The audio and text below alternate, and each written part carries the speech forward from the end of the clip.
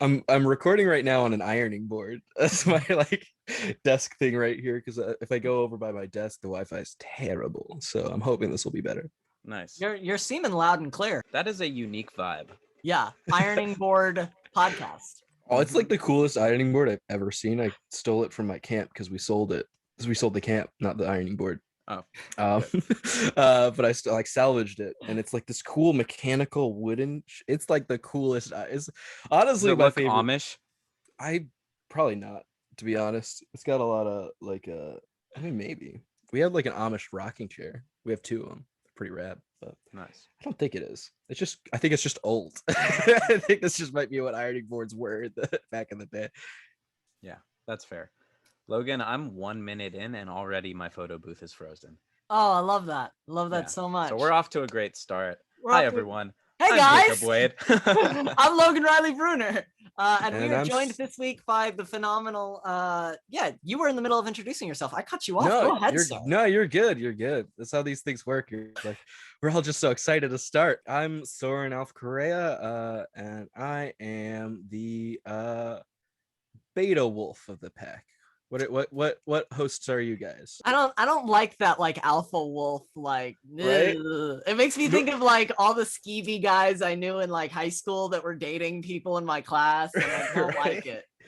But it's like, I don't know. There's this new thing with Omega males. I don't know if you've seen that. Omega males? I'm sorry. Yeah. What? So it's like it's like it's like the secret alpha. It's like gosh. you're the guy who's cool enough where you can just be like laid back and like not asserting your dominance, but everyone knows. It's just like it's like a way for people to be like, I'm not an alpha, I'm cooler than an alpha. I'm an omega. Like, Am I an omega? Probably. Are we omegas, you guys? Oh. I love that. All right, Beta Wolf, why don't you tell us a little bit about yourself? Tell us a little bit about your connection to us. You did this in your interview, which people should all go watch. But that was a fun time. I'm excited to see the return of those, hopefully. But I'm Soren. As far as my connection to Blackwolves, I went to school with a lot of or all of the at least the founders. Yeah. But we were involved in a lot of like projects, sort of unofficially as a collaborator with Blackwolves in a way. And then eventually, you guys asked me to be a part of the collective. I'd done stuff with like Spotlight, DNA. I was briefly into G and Jones for like a few seconds. That was fun. The greatest cameo I've ever been able to give you. Yeah, that was What a fun scene. That was a good time. I feel like we've worked together just like by being in proximity a lot. For sure. Just sort of like sharing ideas and collaborating on individual projects, even if we're not in an official capacity. We're always kind of like, sharing ideas, which is why I love the Blackwolves. It's just sort of like this cool little community of creators. Yeah, it's what it's all about. Yeah, even if it's not an official like collaboration on something, everyone's always kind of just like sharing. It's a cool time. Yeah, it's been really cool, especially over the last year, to like watch everybody do what they're doing. I feel like we're actually like a group now. Like it used to be, of course, like, yay, I'm rooting for my friends, but now it's like, no, I have like a group, a collective that I can cheer for. It's really cool. Yeah, everyone's like doing stuff. It's kind of wild. I'm just sitting in my room for a year. God, that's why I don't want to watch Inside. I'm like, I haven't watched Bo Burnham's Inside. It's just because I know it's going to destroy me on a like personal, emotional level, but then also like just as an artist being like, what have I been doing? I mean, it's a beautiful special. I would recommend it. I do think you need to be in the right headspace for it. Yeah, it definitely fucks you up. Mm-hmm. But it's really good. It's brilliant too. Yeah. That's why I know it will be. That's why I'm scared to watch it. Like, Bo as an artist already. Yeah. And like I know I've always had like such high expectations going into his projects, and then leaving just feeling that much better because I've experienced it. And I think he's just got such a great sense of self-awareness and like sense of the world in general. For sure. Yeah. I love the guy, even though I know that he wouldn't like me to say that, Yeah. Every time someone's like, I love you, he's like, no, you don't. But love the idea of me. There was some video essay I didn't watch entirely because I haven't seen Inside yet, but it was about Inside. I was saying something about like he's like the pinnacle of self-aware parasocial relationships, where he's like trapped in a self-aware parasocial relationship, which is like I think that's exactly what it is. It's like he's constantly commenting on the relationship he has with his audience, but also like the nature of it being that he kind of requires that, and I think that's what he struggles with a lot in his work, is like he talked about that duality. He talked about irony in that same way. The idea of like, just because you're ironic on the internet doesn't mean that you've escaped the thing that you're doing. Like people who are like, oh, I use clickbait, but I do it ironically. It's like, you're still using clickbait. Yeah. Or like, haha, go buy my merch, I'm a sellout. Like, no, you are a sellout. Like, it's like just because you're aware of the irony of the situation does not mean that you're escaping it. It just means that you're commenting on the fact that you're doing something that you've made fun of. It's like lampshading, I think is what it's called in a lot of like media, where you're like using a trope, but by having a character be like, I'm blah, blah, blah, blah, like, by like winking at the trope, you're trying to convince people you're avoiding it, when in reality, you're actually just utilizing it. Speaking of video essays, actually, that was one of the first ways that me and you, Soren, ended up like really becoming close, was that we both were huge fans of video essays. Yeah.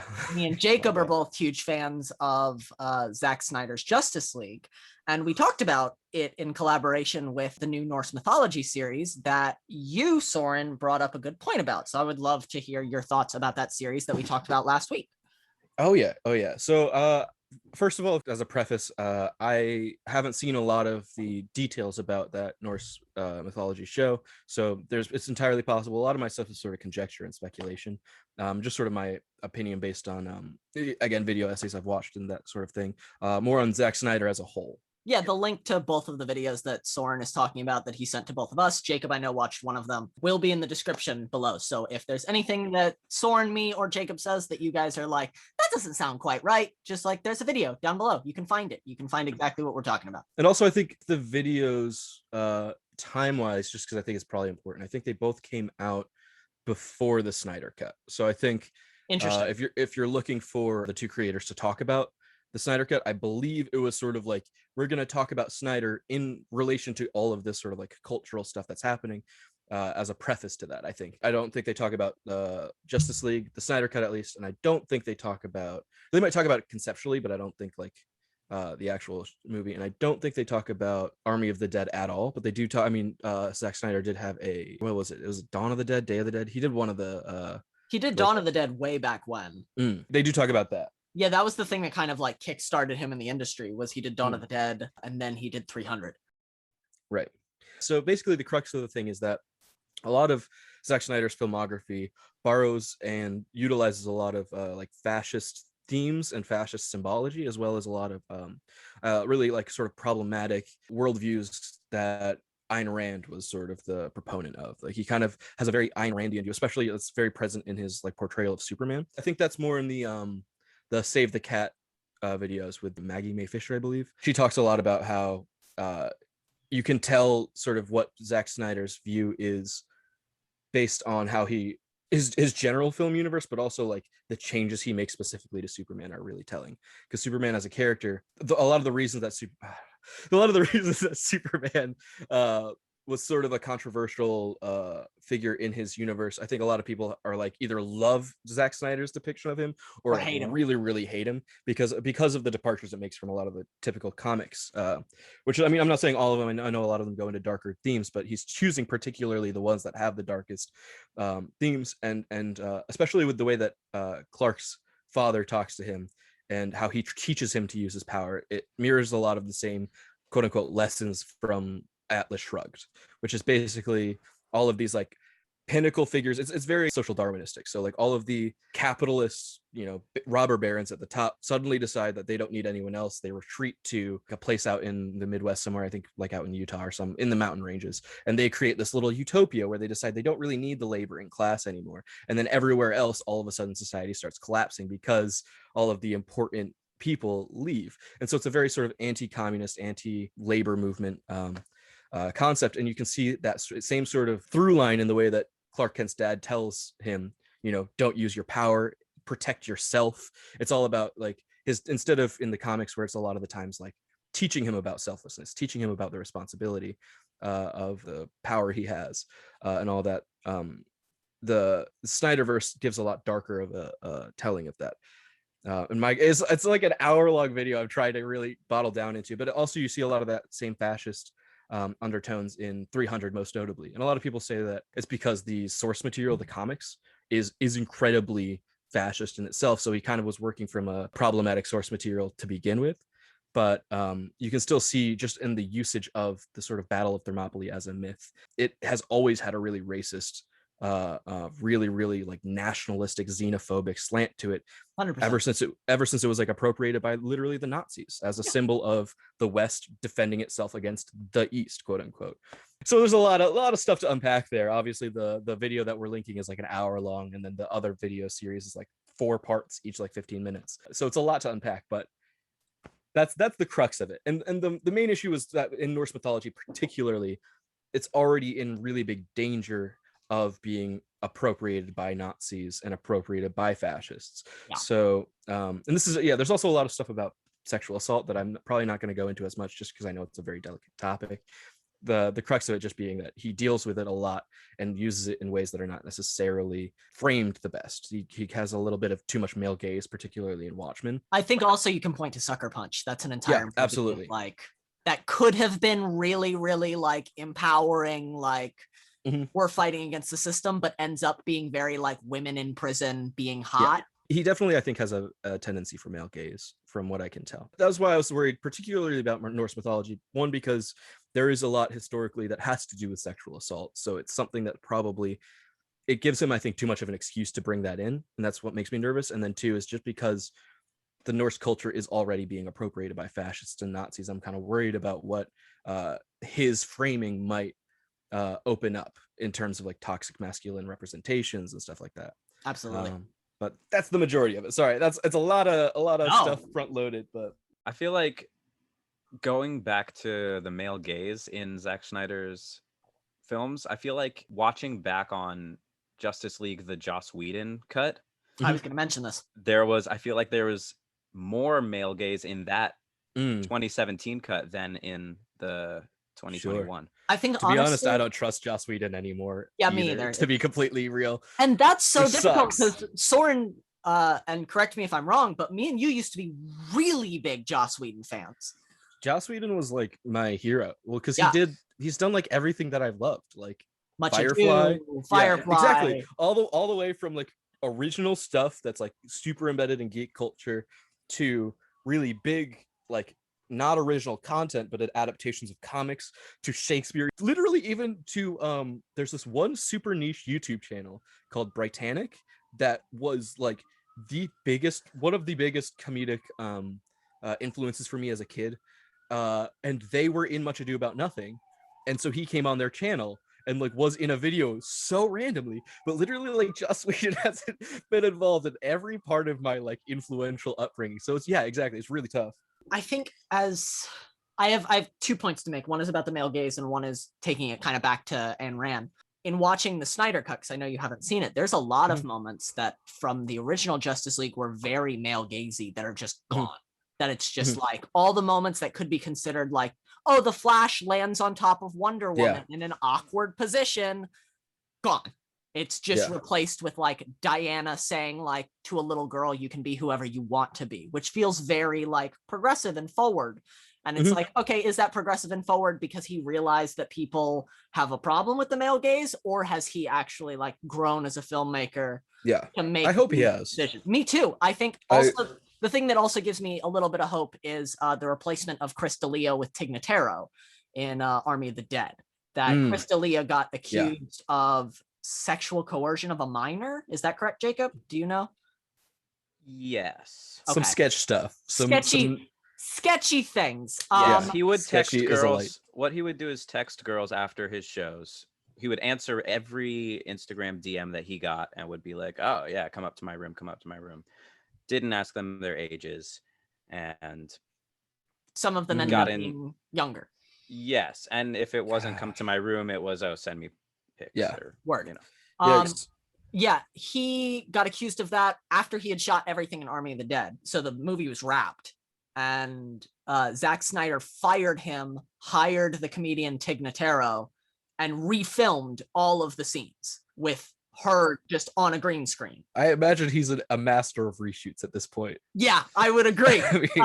So those give me a little bit of confidence about the male gaze. In terms of fascism and Ayn Rand, I think a lot of people are also worried because he is set to do an adaptation of Fountainhead. Yeah, he's been wanting to do that for a while. He has come out and been like, I don't see it as far-right propaganda. I see it as fun, sex, and architecture. And it's like, okay, like you can make that joke. I'm fine with you making that joke. Yeah. I am worried that it's far-right propaganda. Yeah. The fact that you say that you don't think it's far-right propaganda is what makes me concerned that you're gonna make far-right propaganda by accident. Even like if on purpose, that's one thing too. Like what that's worse, sure, but regardless, you're still making far-right propaganda. It's still happening, yeah. I feel like even Marvel is guilty of it too. Oh, for sure. You know, with Captain America and that like nationalistic view. Yeah, absolutely. But I think what they avoid that by having him outgrow his, like, all of his arcs are about him embodying the quote unquote true ideals of America as opposed to the nation of America. Like even his first movie, I think they set him up like that, where they're like, he's kind of this poster boy. But and I think in that first film too, you're seeing a lot of like the image that's being put on him.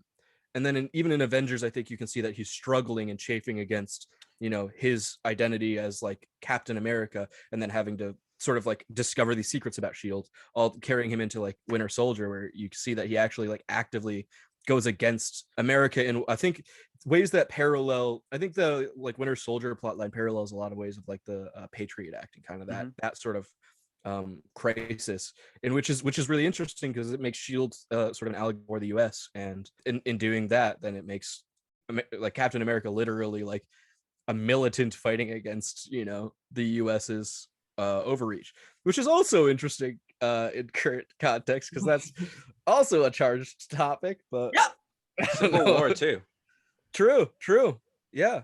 So it's interesting because he and Tony, like, you can see how they're, I've watched a lot. I think, guys, I love video essays. So it's really cool how in the MCU you see Stark and Captain America totally flip spaces. So they talk about, like, with the character arcs, there's this concept of thesis, antithesis, synthesis. So the thesis of both characters are presented where it's like Captain America, a rules following soldier, and Tony Stark, a bad boy, beholden to no one, who's like trying to make amends, but, you know, still gets in trouble because he chafes up against authority.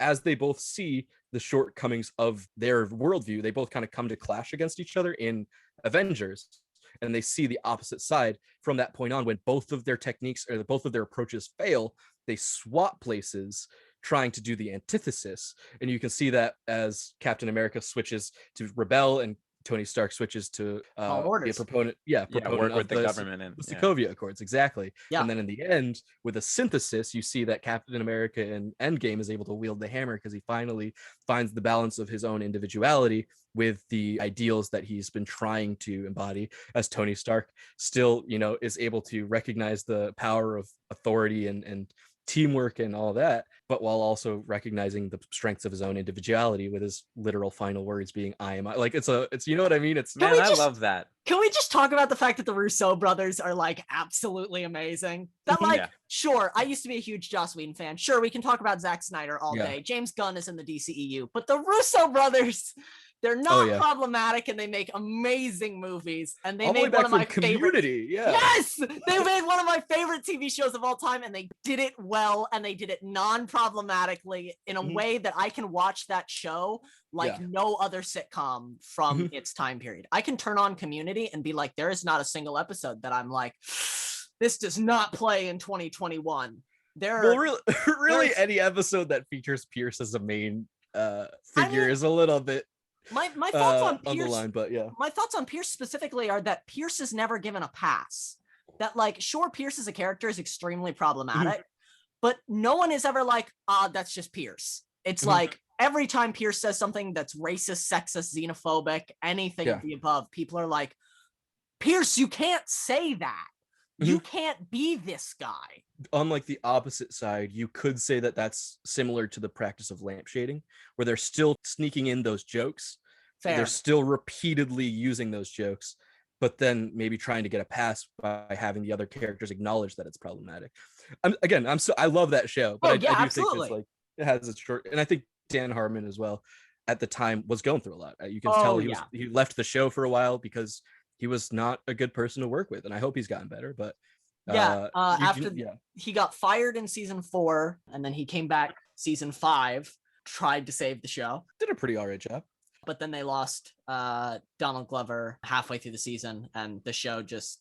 Dan Harmon even says, like, once Donald left, the show was... Yeah, it's like, he was like the keystone of their dynamic, where it was like really, truly the glue that held everyone together. And everyone else is incredible. They're great on the show.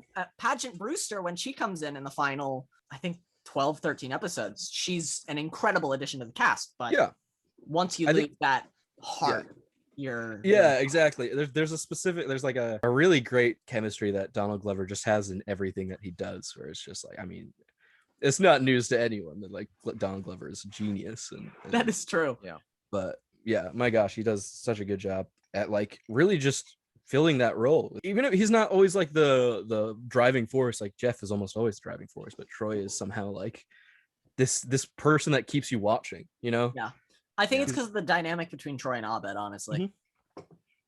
Absolutely. That joy in that friendship. It might not be news that Donald Glover is a genius, but there are some geniuses in the news working on the new iOS update that I know Jacob wanted to talk about. So Jacob, why don't you take us through the iOS update? Are like Apple stores called Genius Bars? They are. There's Genius Bar at the Apple Store. So Logan, is that still I'll give a you a 5 out of 10 for that one. Oh, thank you. I think so. I think the Genius Bar is still a thing. Yeah. It's a shame because I'd like to start a bar called the Genius Bar. They've I think trademarked it. Dang it. No, just make it Genius with a Z. What? Or like jeans denim. Anyway, go ahead, talk about iOS. Sure. I'm gonna do some tech talk in honor of Jeremy, our fallen soldier. Just kidding. No, I love Jeremy. I miss you, Jeremy. Come back, please. So I'm going to be talking about iOS 15, which is coming this fall to Apple users. New in FaceTime, we have SharePlay. So this is big. FaceTime's got a lot of updates coming. It's going to be weird, but it's also going to be cool.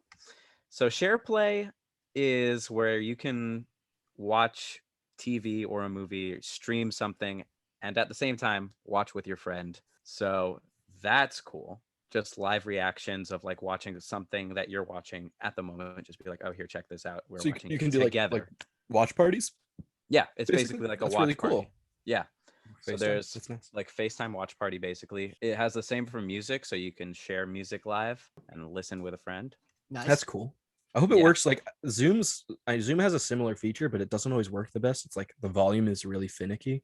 So I hope they do a good job with that because that'd be really cool and really nice. Yeah. There's also going to be screen sharing. So like, you know, if your mom is having some technical difficulties on her phone and she's far away from you and you're just like, well, share your screen. Let me see what you're looking at. So you can live share your screen. Right. So that's helpful. Group calls are getting spatial audio so that like the audio will come from your specific bubble on your screen, like based on location, if that helps your audio orientation. Oh, so it like creates like a 3D space and then like each. That's interesting. Mm-hmm. Huh. I had never thought of that as like a thing. Right. My hope is it'll help with cutoff. It'll help with like true start talking at the same time. Maybe like able to hear both, but we'll see. Right? Like that would really change the game for a lot of like just be coming out of different speakers. Yeah. I don't want to be like the guy who only thinks about D&D, but like that could change the game. That could really helpful thing. Yeah. Some more changes coming to just to FaceTime. They have grid view, which is kind of like Zoom, looks like Zoom. They have portrait mode, so you can like blur your background using make yourself look fancier. Yeah, using the tech. And they have mic modes. There's standard, which will just pick up all the sound from the mic, voice isolation, which cuts out all the background, and wide spectrum, which like focuses extra hard on background. Interesting. Huh. Yeah. And you can send people who don't have an iPhone a FaceTime link. So you can send that's really nice. Someone with Android can now tap a link and use FaceTime. Interesting. Can you FaceTime from a Mac? Yeah. You can FaceTime from a Mac. So then could I FaceTime from a link on my laptop? Yep. Probably, honestly. It says you can use Windows or Android. That's pretty nice. That's pretty cool because it does suck when you're like with a friend that has Android or, you know, obviously PC to Mac. It's like you got to use Zoom. So it makes sense that they'd want to do that, right? Because like they're trying to compete with other services. So that's cool. That's really nice. Yeah, so they have links that you can send. They're opening a new section of the operating system just called Shared with You. So it'll keep track of links, photos, anything that's sent by someone nice. to you. Yeah, so you can keep up with like articles. You don't have to go to like the thread or the specific app that they sent it to you on, like Messenger or Messages or email, whatever it is. It'll just be in the Shared with You section, and you can catch up with all the things that people have been trying to send to you. Yeah, that's really helpful for us because half the time I'm getting like script or thumbnail or something for Blackwolves from Jacob via text, and I have to be like, is it in this group chat? Is it in this group chat? Did he send it to me only? Did he send it to the producer of this project? Do I have to go to that thread? Was it an email? It gets like buried in like just text and you have to like scroll or whatever. Yeah, it's like that's it's cool that like features they're adding that I would never really think about, but you're like, wow, that actually is helpful, really great. Yeah, and there are a lot of features that like have come about, I think, because of pandemic and everyone's time with their device that they have it's just been them and their devices. So like, what do I really need out of this thing? It's cool. They're also announcing focus mode, which is a section of your phone where you can customize certain notifications or apps just to narrow down what's being used, and it keeps distractions away. I think I saw a similar thing with like the latest Final Draft has a mode like that, where I think you could, I don't know if it just silences all notifications or what, but yeah, I think there's a similar thing with that. That's a cool feature. So yeah, they have like one for driving, one for fitness, one for reading. If you have a D&D podcast, and you want just like certain things specified on your device, you can do that. Like you can podcast mode. Yeah, you can like mute all social media, but put focus on certain apps, or like if you're using Discord, or if you have like a soundtrack going, like it's pretty cool. Yeah. There's a lot more customizability, it seems, which is always nice with a device. Definitely. And I find that useful, just especially as someone who like has used the do not disturb function a lot of times, where like if I have to keep my phone open because I'm like running something, I'm playing a YouTube video, I'm whatever, to have that like buzzing still happening. Cause it's like, oh, your phone's open. You don't need do not disturb. It's like, no, I turned it on because I didn't want any of these notifications while my phone's open. Yeah. It's interesting too, because it's like, especially with like the FaceTime thing, where it's like you're allowed to send links. It seems like it's like, you know what I mean? I feel like originally the intention with keeping it only Macs was to like create this sort of monopoly, like the same way that they like have a different charging, you know, input, have are exclusively like don't have like headphone jacks anymore, all that type of thing. Yeah, they were like, you want to FaceTime? Get an Apple. Right, exactly. But it's cool that they're opening it up to like everyone, which hopefully indicates sort of like a trend towards cross-platform integration, which we're also seeing, I think, in the gaming industry a lot more, which I think is very, very exciting. I think it's a better way. Also, the other thing with like all this customization that they're adding, it's really cool because I think, if I'm remembering correctly, Android is open source, so you can like mess with the, you know, coding on that. And that was, I think, one of the big draws for a lot of like people who are more tech savvy, was that they could customize it a lot more. And it's interesting that Apple's starting to push over towards that, because the other draw of Apple was that it was a lot simpler, more streamlined. The interface was a lot more user friendly than Android's. So them kind of like trying to figure out ways to stay user friendly while also you know, incorporating the customization of Android, I think is a really interesting direction that they're taking. For sure. Yeah, I love it. All these changes I feel like I'm going to implement into my life. Right. Coming to the Maps app, they're making maps more 3D so that you can see like when you're driving bridges, if you're going like under it, or if you're like going up, it'll show like some perspective there. Nice. Also, if you are lost, you can open up your Maps app and it'll have an augmented reality kind of section where you can point the camera and it'll give you directions on the screen of which direction you should go in, instead of like having to recalibrate your little like dot with the That's view. So cool. Yeah. That's that kind of actually, that's a little wild. That's pretty freaking cool. That's Oh shit, I'm in the middle of the woods. I don't know where to go. It's literally a video game HUD. You literally have like a heads-up display on your. We're gonna become like. Oh my god, I'm so excited for when we become a sci-fi society. Soren, we are cyborgs. Yeah, seriously.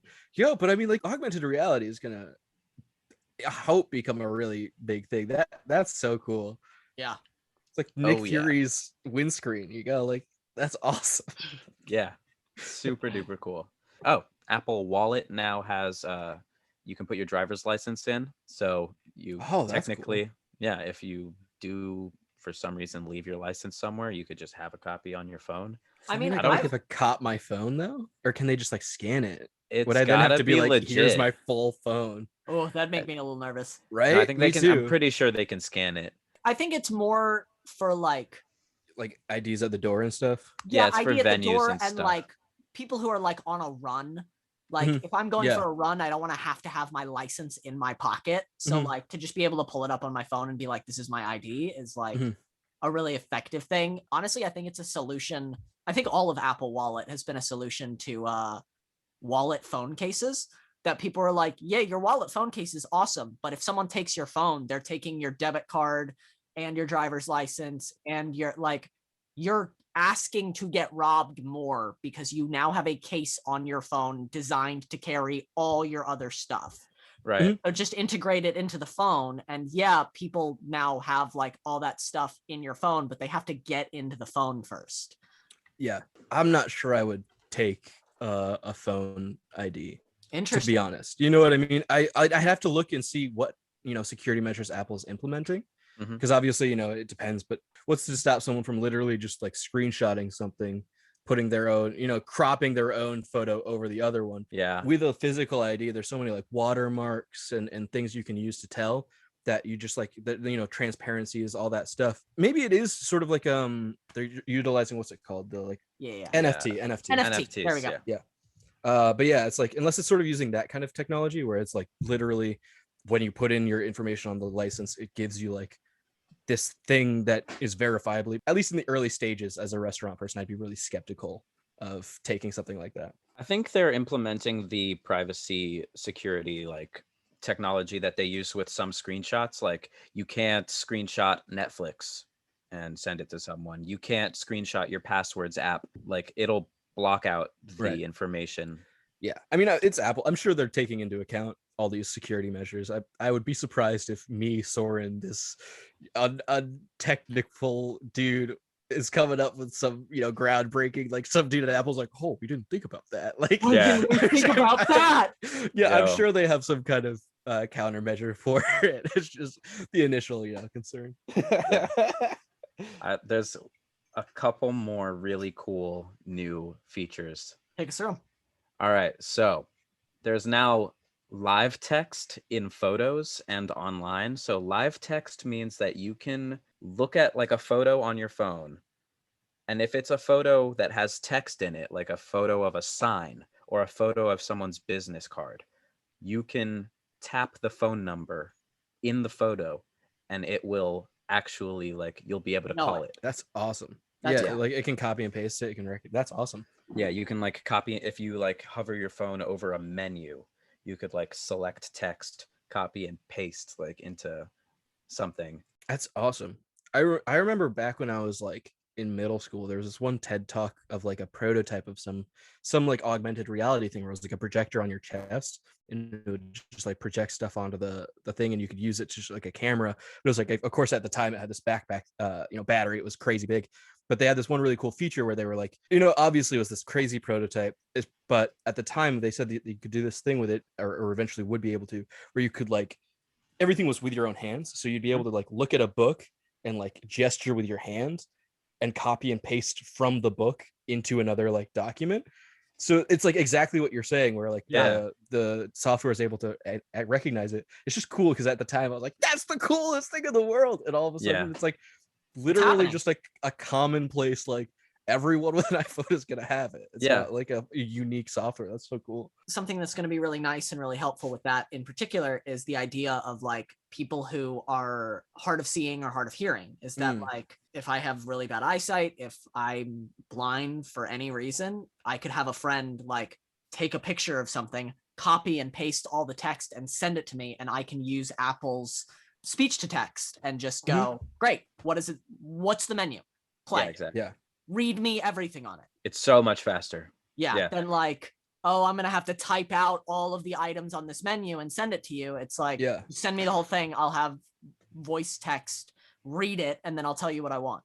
Yeah. It'll also scan handwriting and put it directly into your device. So if you're in class, you can like copy and paste your notes. Copy from the board and just have it in your phone without using all that paper. Literally just take a picture of it, copy and paste it. That's crazy. Oh yeah, that'd be nice. It is an interesting point what you were saying about like how it's super helpful for like blind or hard of seeing or those, you know, but it's interesting to think of like what features we have that we would have had so much earlier if we just talked to people in these like disabled communities that are like things that they probably have either had the ideas for or very likely have technology that does very similar things, but because we're just like, oh no, that's for disabled people, or I don't know if disabled is still the appropriate differently terminology, abled. but my apologies if that's not the right terminology anymore. But it's just interesting to think about like how much stuff we can take from those, not take from those communities, but how much we can learn from those communities that because we assume we're like better able because of these ableistic ideas, we don't think that their technology can be helpful to us as well. And it's just like, so much of what we have could be just, I don't know. Yeah. You get what I'm saying. Advancement through collaboration. Yeah. I think the last point that I'll make, there's a lot of features, so you can check it all out on Apple's website. We will have the link in the description. Yeah. But the last thing is that the health app now has family sharing, so you can share your health with your family.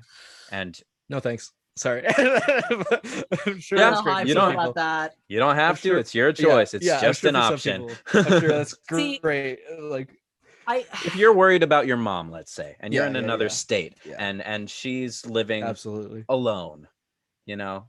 Absolutely. I think you might want to know when her heart rate's low or something. Yeah, I think it can for sure. be super duper beneficial. I think it's going to be super helpful in cases like that. My biggest concern is the amount of people that I have met specifically in the dance community who have parents that are very like on top of them about what they eat and their health and their exercise.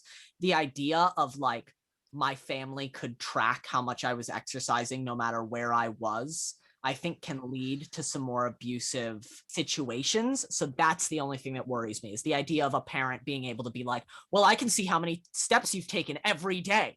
They could literally see your heart rate if you wanted to share that with them, you know? Yeah. So and it's you 3 a.m. Why is your heart rate so high? You already know there are parents that are going to like turn all those features on whatever phone they give to their kids and be like, well, and they'll you're be like, auto sharing this with me.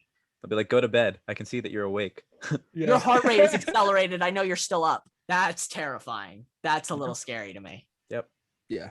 Like you said, Jacob, I think it has some really cool applications. Like I can see why they might have thought that is a cool idea for that. But yeah, it could definitely be abused, which is the scary thing with that. It's tough to make features. Tough to balance. To make features that are both helpful for the right people and not a tool for abuse. Right. Yeah.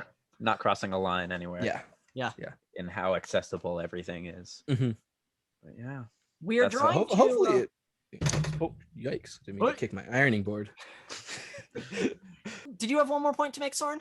No, I don't think so. I think I was going to say something, but it was more or less a line. I don't know what it was. I can't remember. Cool. I kicked the ironing board and it wiped my memory. Just wrapping that up. Yeah. That was Tech Talk with Jacob. That was Tech Talk with Jacob. Tech Talk with Jacob was great. This week, as we kind of draw to a close on our wonderful Packcast, there are some great movies coming out. You might notice down below, I have begun putting all the films that were released in the past week in the description, just so people can check them out. The thing that I've noticed this week is there's a lot of documentaries.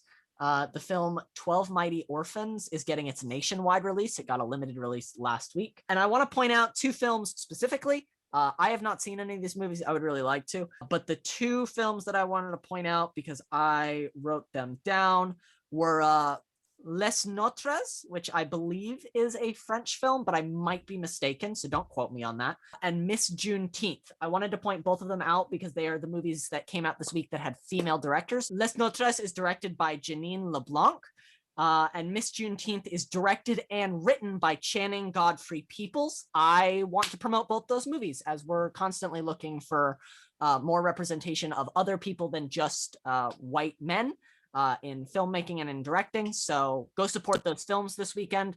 Support filmmakers that are telling the stories that you want told, because that's the way to get more stories told. I watched a really interesting video this weekend that was just like the idea of someone saying like, I'm not excited to see Black Widow. It's not the kind of movie that I think is going to be very good, but it's one of the first chances that Marvel has given to a completely female-led and female-directed superhero movie. I'm going to see it to support that. I'm seeing it to support that story and the telling of that story, because in the past, movies like Catwoman and Elektra have been used to dissuade studios from making those kind of movies. So support the movies that you want to see. Speaking of movies that we want to see and or have seen and enjoyed, Jacob, would you like to take us through the content that you have consumed this week?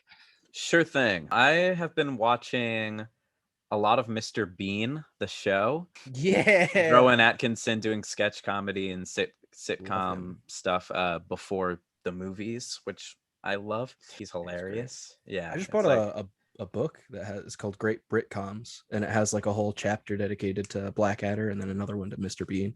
So I was like, I'm very excited to read that. That show's so good. Yeah, it's on Hulu if anyone wants to watch it. Logan, we started Lupin. We did. Which I love. Love that show. That show's so good. Oh, good. I have to catch up on that. It's great. I also have continued watching Loki. Watched episode 2. Very solid. I want to watch that so bad. It's good. You'd like it. Check it out. Yeah. Well, I ran out of Disney Plus. Oh, it ran out. I know. All right, we'll have to share. Yeah, we'll do a FaceTime. What was it? Share watch play? Party. Yeah. We'll do share play. I think that's it for this week. Nice. I'll come at you with some more next week. Logan, what about you? This week, I am finishing season 2 of Mindhunter with my mom. The two of us got really into that show, so that's been super fun.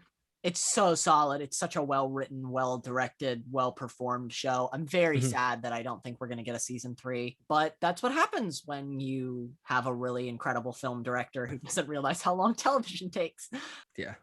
That's Jeremy Jordan, right? No. Who is it? No, it's Jonathan Groff. Jonathan Groff, yeah. Doesn't sing once. What a shame. No, doesn't sing. No singing at all. Very different from any of his other work he's done. I also finished The Handmaid's Tale. Ooh, yes, you did. How's that? Very good. Very good. I got to have the very unique experience. I watched the last 10 minutes of the fucking season 4 finale with Jacob, and I was like, this is literally like if I was watching a show that was like, we're going to show you our ending at the very beginning and then work your way back. Yeah. Like, I now have to go back and watch season 1 through 4 and be like, how do we get here? All right. Is the series over now? Or is feels it like it. There's potential. There's potential. That felt like an ending. That felt like a period. I know it's like adapted from books. Have they caught up to them, or are they past them? I think do like the Game of Thrones. I think they're past the book. Gotcha. That's cool. Yeah. Other content I'm consuming. I listened to the song Team by Maglo, which if anyone's on TikTok, you probably know that song. But I started listening to the full thing because I thought it was pretty good. I have been playing Batman Arkham Asylum again because I really enjoy Arkham Asylum and Arkham City, and it felt like the right time to go back to those. And then mostly this week I've been consuming some auditions. We're working on some things at Blackwolves, so I've been just watching people audition for stuff. Oh, and then the Great British Baking Show, because we all need British baking in our life. We all need British baking. It helps remind us that we're all like just people, and we're making bread in the tent. I love that show so much. It helps me get through so much. And then I tried to show Jacob Littlefish, and we got 5 minutes in, and Jacob went, I am not watching this depressing movie in the middle of the day. So we might try is that the Matt and Tomlin one? Yes. Matt and Tomlin was me and Soren's senior project advisor when we were at City Purchase. Great. I love Mattson Tomlin. Nothing against Mattson Tomlin. I love his art. It's just that it was like 2 p.m. and we had just ordered lunch, and sitting there with those Subway sandwiches. I was expecting to watch like an episode of something, and it turned into Logan was like, "You want to watch Little Fish?" And I was like, "You know what? You've been recommending it for like months, so yeah, let's watch Little Fish. I'll make you happy today." But it wasn't. I didn't realize what the movie was. Underestimated got like 5 minutes in, and I had to pause it. He was like, I don't think I can do this today.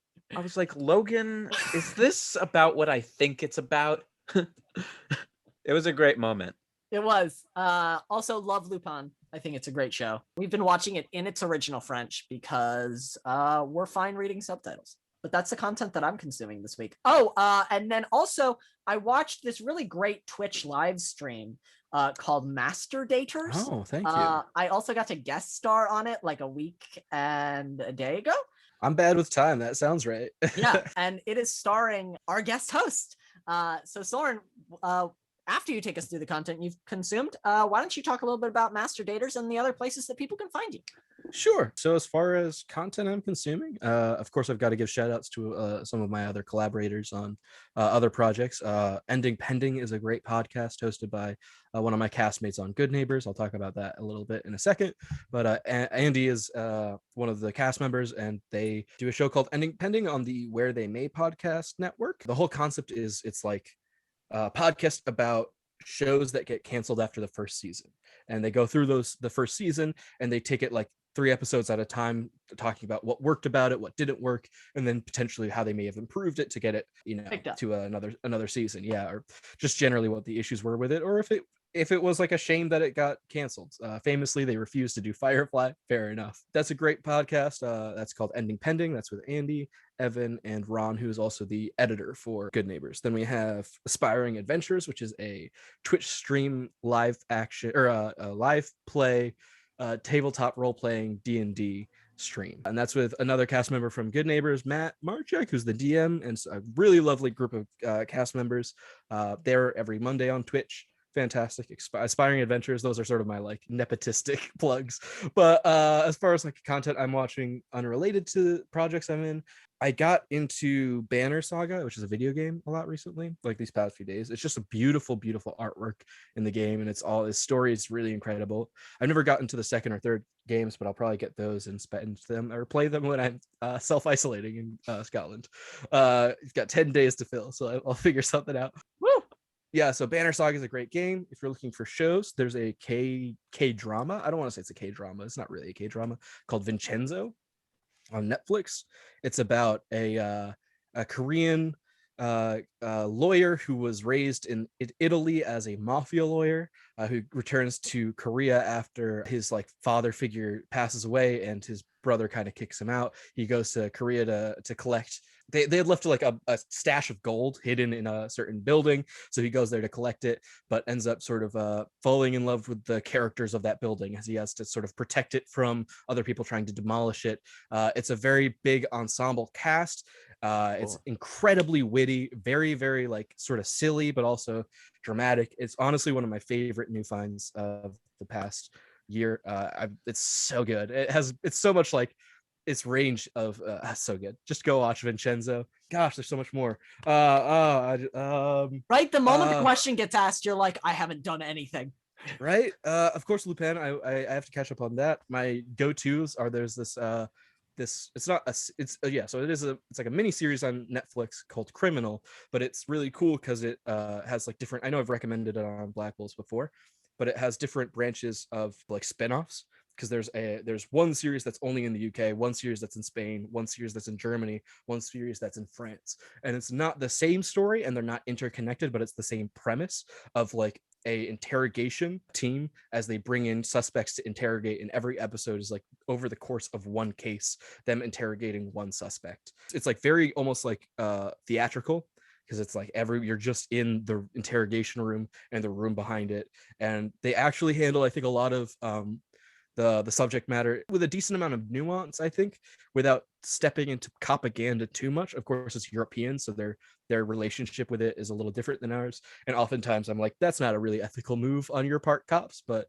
again, I don't really know the systems of law that they're working with. It tends to avoid a lot of the American propaganda tropes, at least. Yeah. And it's just it has the second season has, of at least the UK one, has Kit Harington from Game of Thrones. The first season has David Tennant as its first episode. And randomly, the dude who plays Raj on Big Bang Theory, yeah, he comes on in the second season and is like so good. He's a great actor, right? Like, I didn't realize it because The Big Bang Theory is not my favorite show, but he came on and like blew me away. Criminal, UK, Spain, France, Germany. I've watched all of them, all very good. Other stuff. Oh, my own stuff. I'll pivot to that, and if I think of any other recommendations, I'll throw them out at the end. But if you want to find my content, of course, you can go to twitch.tv/masterdaters on Twitch. It's a stream that me and my co-host Lee run together. Typically, we play dating sims. It's usually every Wednesday and Friday. However, I will be moving to Scotland in a few weeks, so we're going to change that schedule a little bit, favoring less episodes, but we're going to be doing like marathon episodes. So like instead of 2 episodes a week, we're going to be doing one maybe every 2 weeks, and instead of it being like a 2-hour cast, it's going to be like 8 to 12 hours. Yeah. We're going to have like a community section for it. Then we're going to pivot over to like single player dating sims, which is the majority of what we do, is dating sims, a lot of visual novels and just silly voices. So twitch.tv/masterdaters, or on Facebook or Instagram, masterdaters stream as well. We'll get you the info about schedule changes, all that good stuff. And Good Neighbors on, I believe, Spotify, Apple Music, pretty much anywhere you get your podcasts.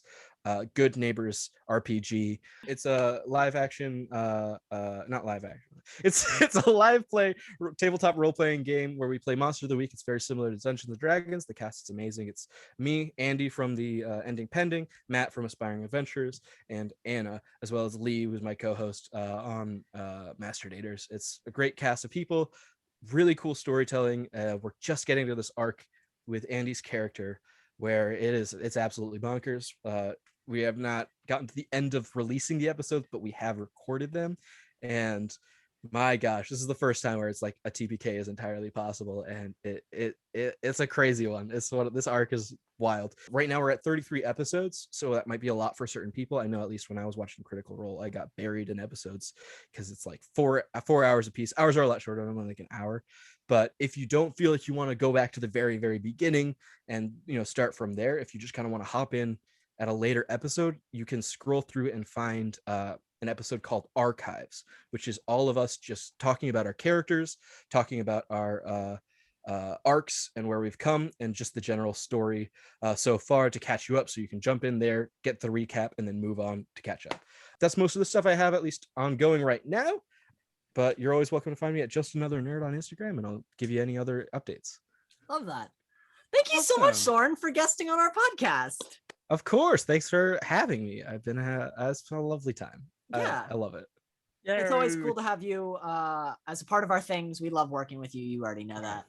I love working with you guys. We got to work with you on DNA most recently, and that was an absolute barrel full of fun. Yeah. My God, that's the most acting I've done this whole quarantine. Pandemic. So it was very, very, very, very appreciated. I loved that. I'm glad. Yay. That's it for our show. Thank you guys so much for tuning in. As always, it's amazing to see you guys. It's great to get to talk to both of you in our little Zoom boxes. As always, my name is Logan Riley Bruner. I'm Jacob Wade. I'm Soren Alf Correia. Yeah. And this has been the Packcast. Thank you guys so much. Have a great day. Woo!